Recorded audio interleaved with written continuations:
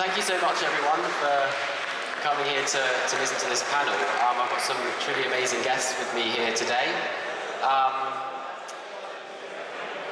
We have some, so if we could introduce our amazing guests, Adrian, Matt, and Mo. If you could come up on the stage for me, please.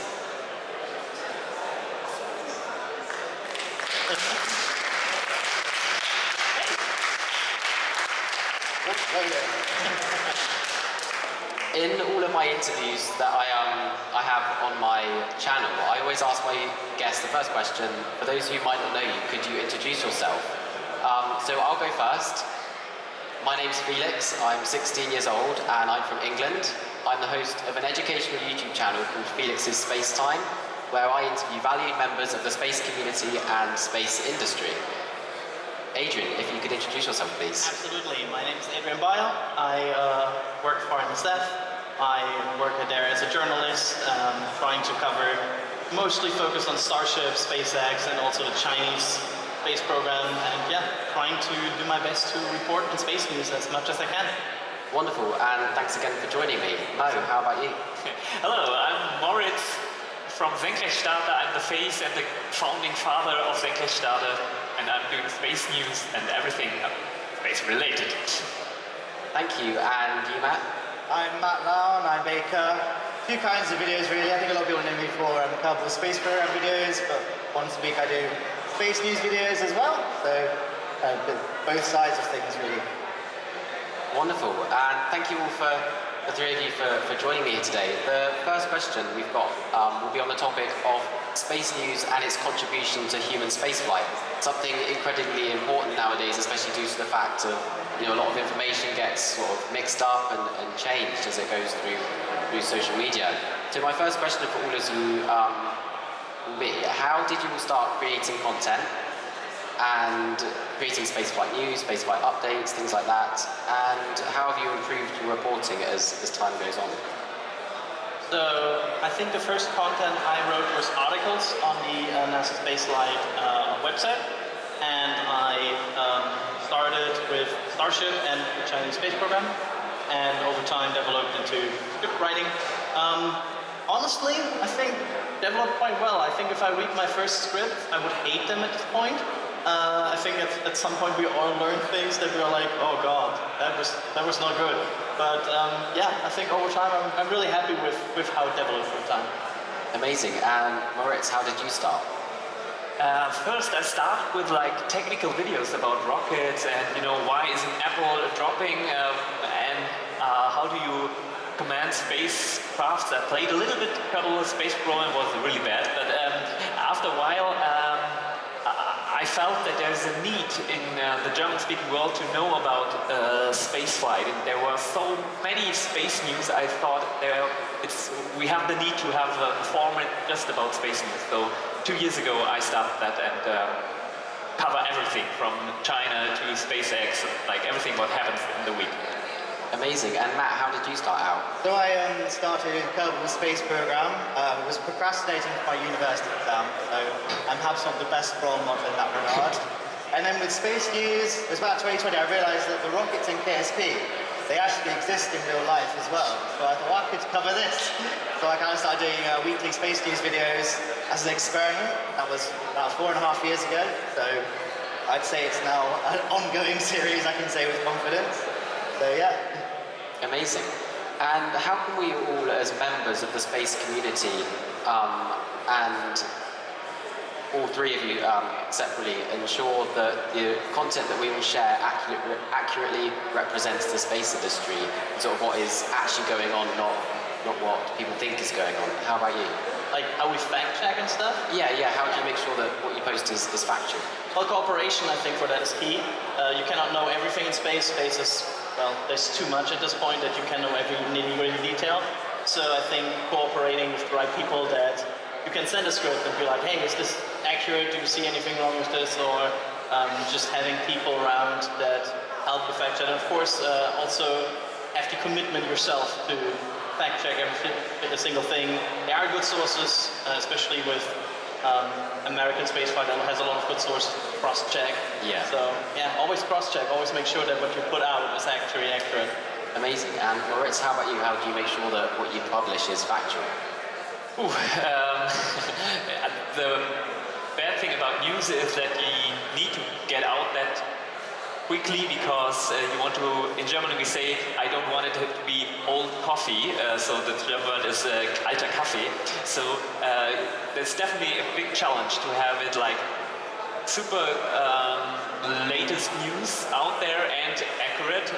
I think it helps when you're in the branch or when you're in the in the news cycle, so you know a lot about. So you can estimate, is this true? Could that be true? And that helps. And when I have the feeling, oh, there may be something fishy about that, I try to cross-check other sources. And I'm like a small channel, so for me, often I do not have the primer sources, so I'm not talking directly to, I don't know, like SpaceX, so I can find different sources. They say it's like this, and then okay, I'm fine with it. I read it on NASA Spaceflight and another channel, so I can be quite sure that it's true. Wonderful. And how about you, Matt? Yeah, so obviously trying to be as accurate as possible as a one-person channel. Got to be very thorough. I think one thing that's nice, we had the Buran tour earlier where it became clear a lot of guesswork and educated guesses had to be made because the old Soviet space program was very secretive, whereas we're quite lucky that pretty much all space agencies now, maybe with a bit of an exception of China, are all very transparent and communicative, and they tell you exactly kind of what happened. And we're starting to see that even now with China. What was that rocket that crashed? Now I'm like drawing a blank now. But even them are sharing a lot more about kind of what they're doing. So it's getting easier and easier to get, because you're getting the information straight from the horse's mouth. Yeah.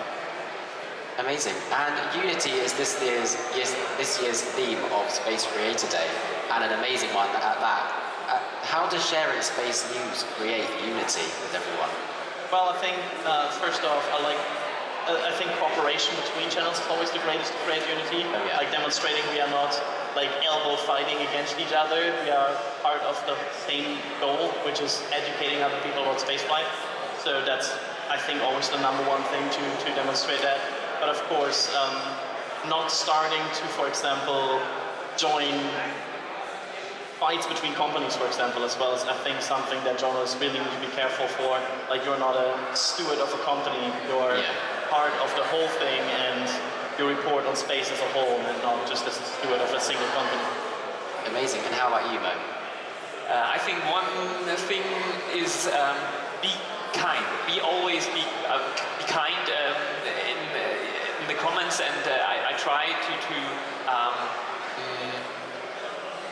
have this good feeling, like space is so uplifting and it's so motivating to dream about the stars, and every person you meet and you talk to, even when you're not the same opinion, just be kind and accept that there maybe isn't another opinion, and that's my feeling of unity, and especially because we are now great YouTube channels here, I always felt that there's like a connection, and it's like NASA Spaceflight. In every video in the description, my video is like special thanks to NASA Spaceflight for their great work, because I show a lot of NASA Spaceflight work, and then always give them credit, but I want to make people aware that they're doing the main work, and not to be like rippy, and give credit and be kind, and that's unity for me. Wonderful. And how about you, Matt? Yeah, in a similar vein, space news content creation is very collaborative, and where would we be without NASA Spaceflight? We are glad to share it. And also, it's a bit of a nerdy thing, isn't it? We nerds like talking to each other, don't we, and like having beauties, and so, rockets are cool, aren't they? Everyone loves explosions, and SpaceX has given us no shortage of those, have they? So, yeah. Wonderful. And in the content that you share, can you sort of pick out a specific moment where you showed unity in a piece of work? It doesn't have to be recent, but just anything over the time you've been making content.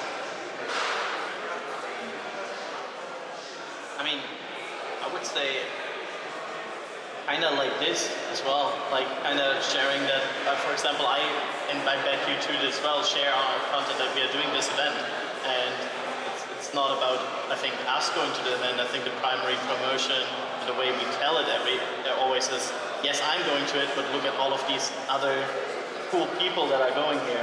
And I think that's always my kind of my unity moment each year, where I'm like, yes, I can join all of these other creators, have like a few days of just going crazy about spaceflight. So I think that's the single moment content we do. I mean, it's the kind of content we do that I'm like, yeah, that's the unity moment. Yeah, amazing. That's really true. How about you? It's not a moment about my channel, but there was this moment when the Rocket Factory Augsburg had their failure, and I was on LinkedIn and I could say like the SpaceX engineers and the ESA Aerospace CEO all like saying like, hey, that sucks, man, but keep going. And it was like really we're going to space feeling, and this is hard, and we're doing this, and you're going to make it. And that was for me the feeling like, wow, so cool community. More the professional community, so the people who are actually building rockets, and we have this often, like there's a fail on Rocket Lab, and Elon Musk say, hey, that sucks or something, and it's like super cool. Yeah. How about you, Matt? Yeah, I think there is a lot of like positive communication between each respective rocket company. Because it can feel a bit isolated when you're just making videos kind of on your own in a dark room, but there is a big collaborative part to it, especially everyone working together to basically figure out how to reverse engineer starships, and then they are over there 3D printing a Raptor 2 engine, which was obviously one person can't do it on their own, so that's a huge community effort there. I think that could be reflected across quite a lot of spaceflight reporting history. Amazing. Every single thing that the three of you post online has an influence on the space community and sort of moving on from that as well as the space industry. Do you think that the content that you post is impartial and plain facts and nothing else? I wouldn't say plain facts and nothing else. I think I think you cannot always be 100% objective. Like, we try, we strive to do that, but there will be moments where you like for something because you're excited about it shines. Like, I will not claim that I am objective in the moment that Starship lifts off. I'm not objective, I'm just excited. I'm screaming into my microphone. Yeah. Because, well, how can you not? But I think there's always the balance to be found. If you're starting to report on the facts more, if you do an article, for example, like an article shouldn't have that, and that's where I think you need to be impartial. And at least I hope I achieve that most of the time. How about you? When I started news, I thought about how news should be, or how big magazines or newspapers work, and I'm not a journalist in with my education, but there was the idea maybe I should do it like this, and I realized as a one-person army, it's not that easy, and that a lot of people consuming YouTube do not want like clean, emotionless news. They want like the feel of aerospace and like excitement, and so my idea was I'm going to share my enthusiasm about spaceflight, and everyone could see, okay, this is Mo, this is my opinion, and people should know, okay, this is his opinion, or this is his as a person. Okay, I try to do space news, so I'm always want to present facts and check the facts, but it's okay to be more on the stage, or it's okay to be more in the news, and people can feel like, okay, he's authentic, so maybe I have another feeling than Mo, but the news he's transporting is interesting for me. Amazing. How about you, Matt? Yeah, I think we all try and be as impartial as possible, but sometimes it can be difficult to not inject. There are some polarizing people in the space industry, and even obviously, the last year Blue Origin made those kind of infographic campaigns against SpaceX, and so it's hard to kind of report on those without wanting to just insert your own opinion. Especially, like you say, you don't want to just be a robot delivering lines, because ChatGPT could do that. You kind of want to inject your own personality and make yourself kind of stand out amongst everyone else. So it's quite nice to like offer your own opinion on top of things without getting too kind of sensationalist about it. Because with YouTube, you do have to be a little bit clickbaity to kind of entice the views in the first place. So yeah. Yeah, and you talked about sort of adding your own opinion. you feel, obviously when you add that, how do you sort of distinguish to viewers that this is opinion, this is fact, and do you think that's important to do that?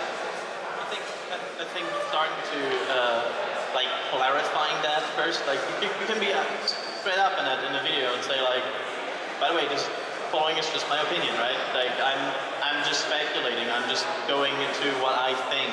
I think that's always making a clear disclaimer that you're doing that is important, but also of course context sometimes. Context helps totally because well, there's no opinions if you report the rocket height. Like hopefully there's no opinions. So that usually helps. I think context gets 99%, and for the remaining 1%, it's use disclaimers. How about you?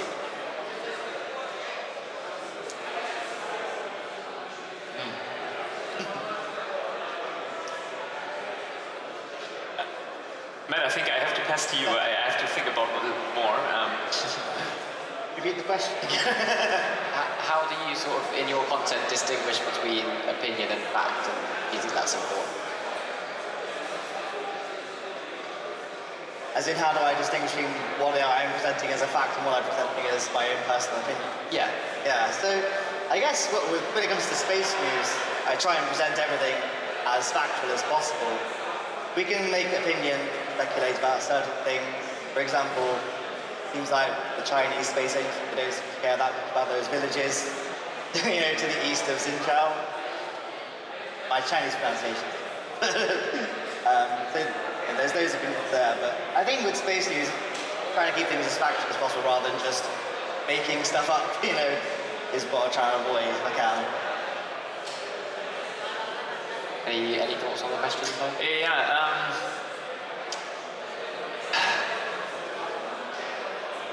I think I realized at some point that in the German-speaking world that it's not about how accurate or how well produced my news are. The main point is that someone is doing stuff about space on YouTube, and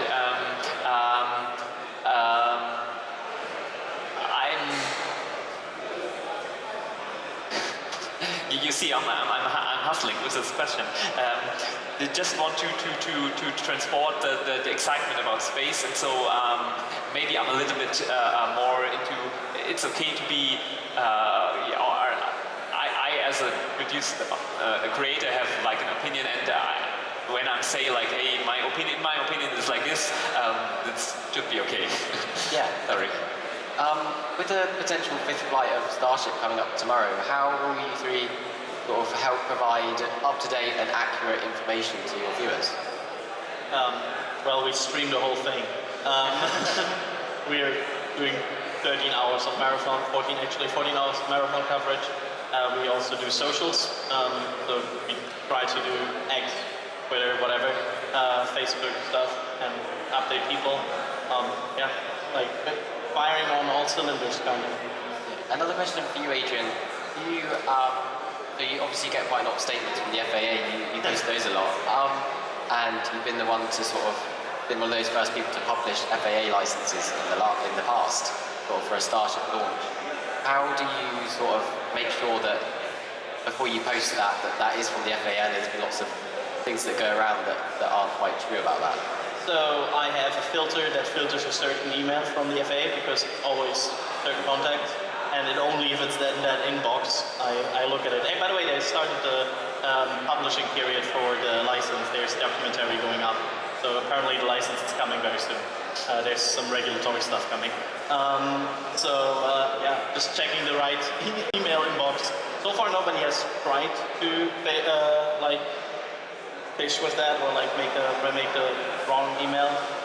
Let's keep it that way because I think that would be a very, very annoying move from people if they do that. Yeah. Well, I look forward to your FAA breaking news tweet later today. I will quickly check my phone. Not yet. But they're dropping stuff. Yes. They're dropping stuff. So, going with the first question, how will you provide up-to-date and accurate information about the next flight? For me, it's super hard because I'm not NASA spaceflight, and we all know they are really, really good in covering all events there. So I at some point I made the decision, okay, I couldn't be as accurate or on point and good informed than another spaceflight, but what can I deliver? I'm a German creator and I can do a German live stream, and I could use the SpaceX live feed and use the information there when the start happens, and I'm just like on a soccer game. I'm just commentating what happens there, and when I'm able to bring some context or do some technical things, I can say like, hey, this works like this. I'm trying to do that, and I'm just more like a visitor, and I'm the maybe like the Yoda person in the stream for people that are not informed, and I took them into the travel. Amazing. And Matt, if I'm right, you don't live stream the launches, do you? I've tried. My internet said no. So you'll be doing a video after, I'm guessing, of the news. How will you make sure that you provide accurate information? I know before or after flights, there's been a lot that goes around. So I'm more the recap guy. Yeah. So again, like I said earlier, we're quite lucky, especially with SpaceX, where they are super transparent with exactly what happened. So it's going to be a case of just watching the live stream, and they'll give us kind of the call-outs. And usually they're pretty good at giving a post-flight kind of brief pretty quickly after it all happens. So it should hopefully be pretty easy to fact-check any script before I go live with any video. So yeah. Yeah, amazing. And for all the young people who are here today, what advice would you give them if they're thinking of trying to get into the sort of the space news sharing kind of area in the space community? Be consistent. I think like doing one, I think you said it very well during your presentation about how you started. Like doing one video is one thing, but having a plan and executing it and doing it for a long period of time, that's the hard thing. So if you want to do space news as a living, do it consistently, every single week, every single day. Otherwise you never build up that consistency. Yeah, and one thing that was a special decision for me was not to put too much features into the news when I wasn't sure that I could have this quality for a long period of time. So, and every news feature or everything that I put into the news that is some kind of new or makes it more spectacular, I'm thinking about, could I, as a one-person show with Natalie as my editor, could we keep this up for a long period of time? If we couldn't, then let's not do this, because people will be disappointed. And contingency and having like the same quality is much more important than like some episodes are better than others. Yeah. Any advice? Yeah, 100% agree with Adrian that consistency is a big part with YouTube, and not just the editing of the video, it's making the thumbnail, the title, and kind of figuring out how the algorithm works, and also sort of distinguishing yourself from the crowd. You're just doing the same as someone else, everyone's going to watch someone else, if that makes sense.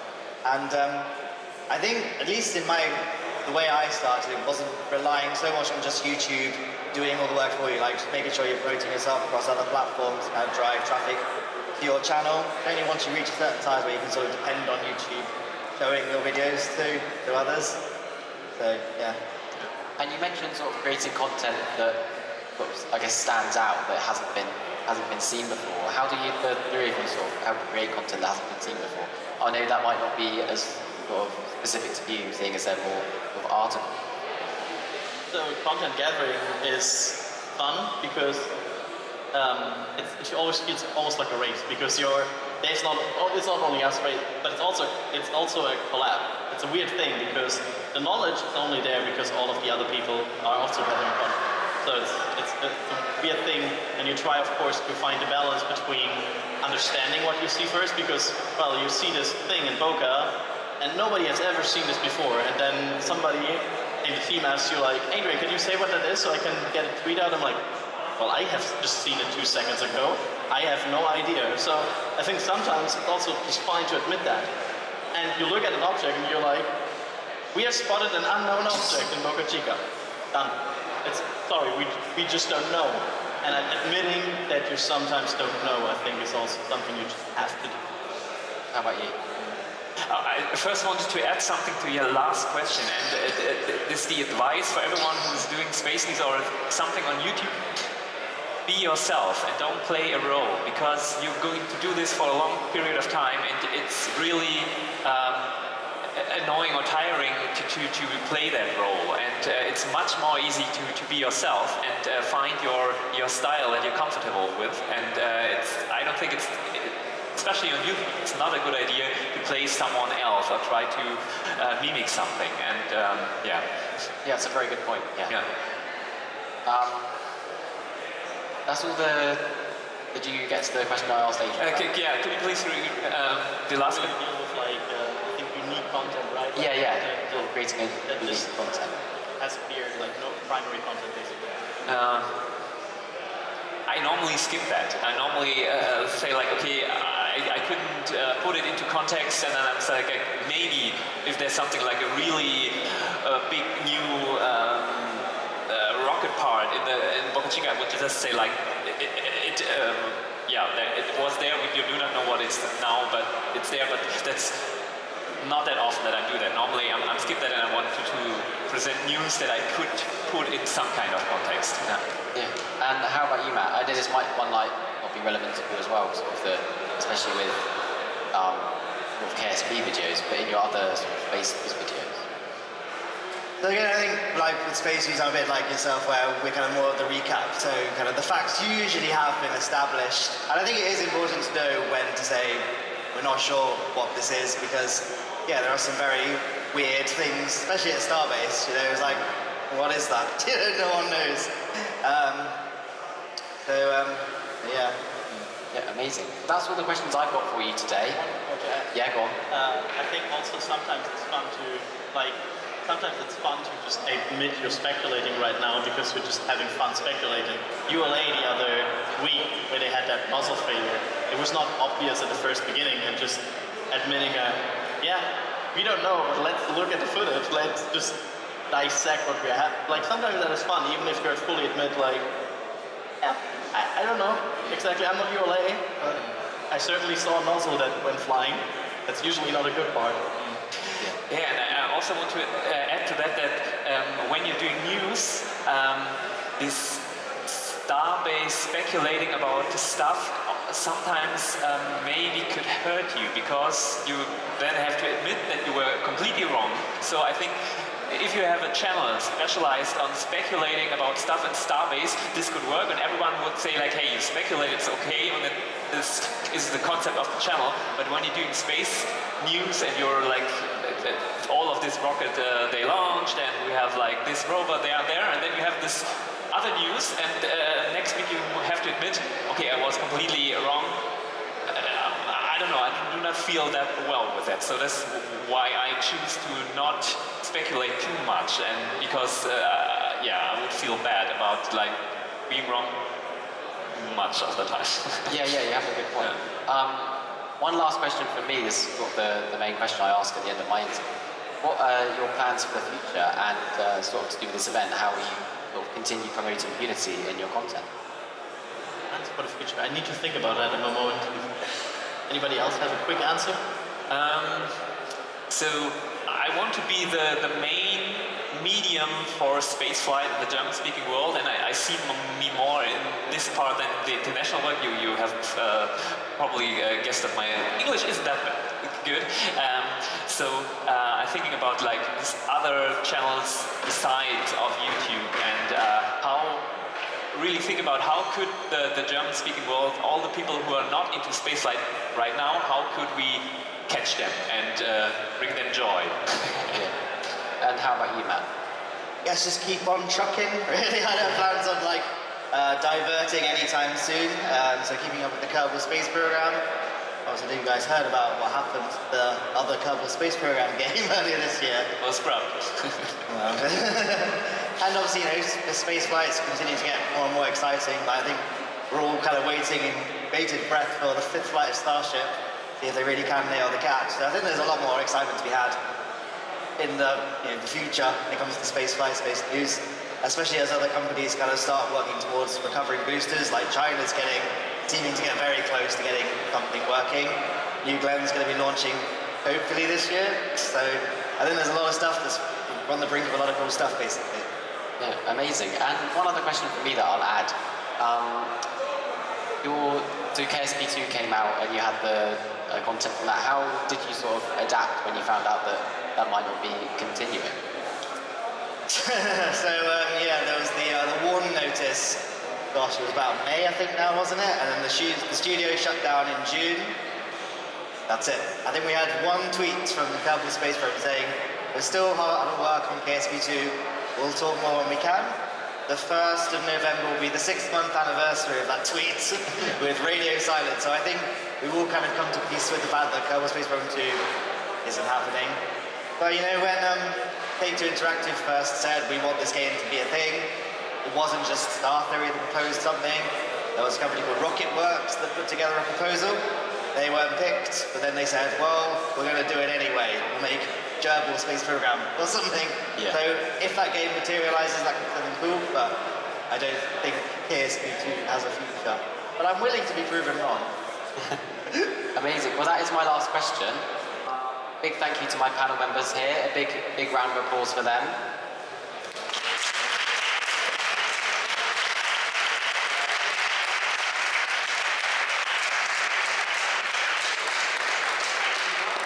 I'd like to say a massive thank you to the organisers of Space Gray today for letting me come up here with this panel interview, talking all about space news. It's been an amazing event, and hopefully I'll be able to see you all again back here next year.